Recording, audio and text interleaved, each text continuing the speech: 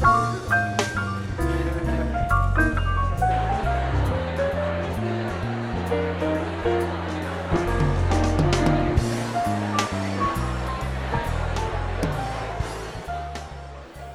night, Hebrew SeniorLife's annual EngAGE event is always a special experience. Those of you who are friends and familiar faces know that you can count on EngAGE to celebrate our love for and commitment to seniors through an evening of stories that inform and conversations that uplift. Thanks to each and every one of you, we have raised over $1.3 million tonight to fund HSL's important programs that are redefining the experience of aging. Everything we do at Hebrew Senior Life is focused on our commitment to our seniors and their families and the ability for them to experience their best life going forward. So tonight I am very pleased to announce and introduce Hebrew Senior Life's new fundraising campaign. So tonight I am so proud to announce that as part of our Age of Opportunity campaign, Hinda and her husband, Arthur Marcus, have made a transformative $10 million gift to support the Institute for Aging Research, which will now be known as the Hinda and Arthur Marcus Institute for Aging Research. And I'm so pleased to have been invited to join you all and to speak for a few minutes at this wonderful gathering under the willow, 30 feet high at least, we planted together long ago to celebrate, remember, and resolve.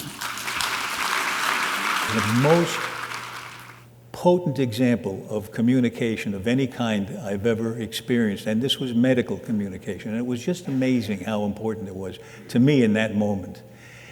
I see him leaning down into my face. I can see his eyes through his rimless glasses. And he says, here's what's happened. Some of your intestine has gone bad, and we have to cut out the bad part and sew the two good ends together. I said, oh, you're going to do an end-to-end anastomosis.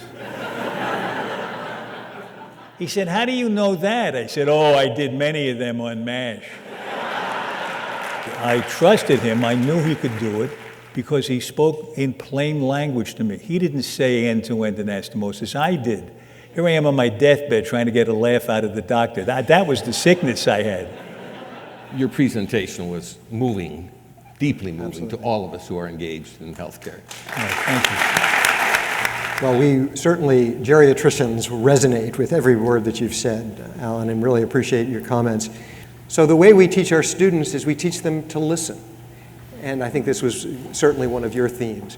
But not just to listen, but to hear. Where is somebody coming from? But listening to what their feelings are, what their perceptions are. Try to understand their background, their culture, and what they bring before we can begin to address the issues at hand. Lou, I want to thank you and your team for the work you do here. I will tell you, during my time at ABC, this place was legendary for its work in senior living, and I just congratulate you all. Thank you for listening. My mother was in a nursing home the last 4 years of her life, and she played piano for me when I was 3 and 4 and 9 and 10 and 12 years old. And her favorite song was this one. So for 4 years, I would sit in her room and we would sing. And that's when she came alive, always with the lyrics and the melodies. She didn't talk much, although she could, thank heaven, and she just couldn't move out of that bed. And so her favorite song was this one, and it seems appropriate tonight. Look for the silver lining whene'er a cloud appears in the blue. Remember, somewhere the sun is shining, so always look for the silver lining and try to find the sunny side of life.